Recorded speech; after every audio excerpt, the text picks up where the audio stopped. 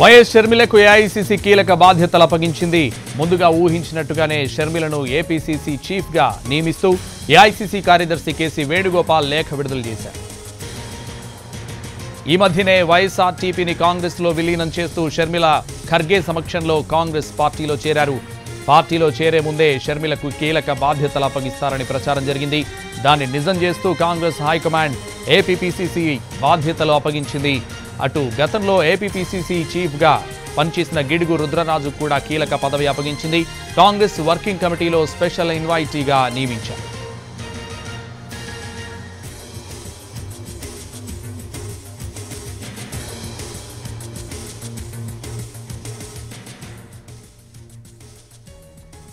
YS షర్మిలకు AICC కీలక బాధ్యతలు అప్పగించింది. ముందుగా ఊహించినట్టుగానే షర్మిలను ఏపీసీసీ చీఫ్ గా నియమిస్తూ ఏఐసీసీ కార్యదర్శి కేసీ వేణుగోపాల్ లేఖ విడుదల చేశారు.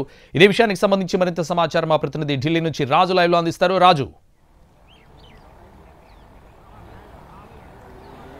సంతోష్, ఆంధ్రప్రదేశ్ కాంగ్రెస్ పార్టీకి సంబంధించి రాష్ట్ర అధ్యక్షురాలిగా వైఎస్ షర్మిలను నియమిస్తూ కొద్దిసేపటి క్రితమే ఏఐసీసీ లేఖను విడుదల చేసింది, ప్రకటనను విడుదల చేసింది.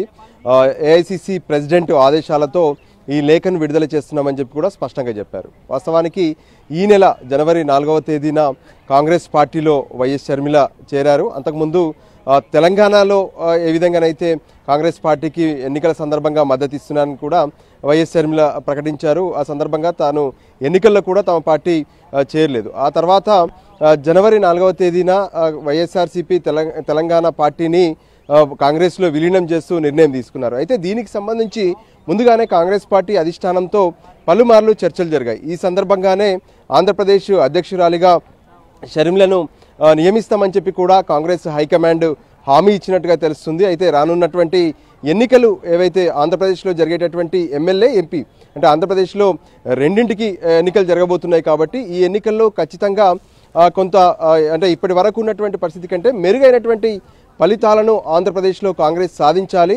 అందుకోసమే ఇటువంటి నిర్ణయం తీసుకుంటున్నామని చెప్పి ఏఐసీసీ పెద్దలు చెప్తున్నటువంటి మాటలు కనిపిస్తున్నాయి. అందులో భాగంగానే నిన్న అంటే ఇప్పటి వరకు ఎవరైతే రాష్ట్ర పార్టీకి అధ్యక్షులుగా కొనసాగారో గిడుగు రుద్రరాజు కూడా నిన్న కాంగ్రెస్ హైకమాండ్ మల్లికార్జున ఖర్గేకు తన రాజీనామా పత్రాన్ని కూడా అందజేశారు. ఆ తర్వాత ఈరోజు షర్మిలను రాష్ట్ర అధ్యక్షురాలిగా నియమిస్తూ కూడా ఏఐసీసీ ప్రకటన విడుదల చేసింది.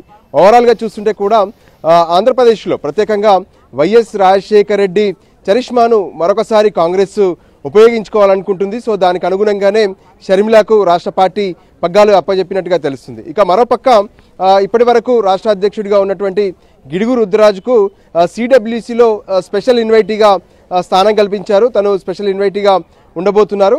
మొత్తానికి అటు కాంగ్రెస్ పార్టీ అంటే ఆంధ్రప్రదేశ్కి సంబంధించి ఈ మధ్య కాలంలోనే రాష్ట్ర వ్యవహారాల ఇన్ఛార్జిని కూడా మార్చారు. తెలంగాణలో గతంలో పనిచేసినటువంటి మాణిక్యం ఠాగూర్కు రాష్ట్ర వ్యవహారాల ఇన్ఛార్జిగా బాధ్యతలు అప్పగించారు. ఇప్పుడు వైఎస్ షర్మిలకు రాష్ట్ర పార్టీ పగ్గాలు అప్పగించారు. మొత్తానికి కొంత స్పెషల్ ఫోకస్ అయితే ఆంధ్రప్రదేశ్ పైన పెడుతున్నట్లు ఏఐసీసీ స్పష్టం చేస్తుంది. Santosh. Right, thank you Raju.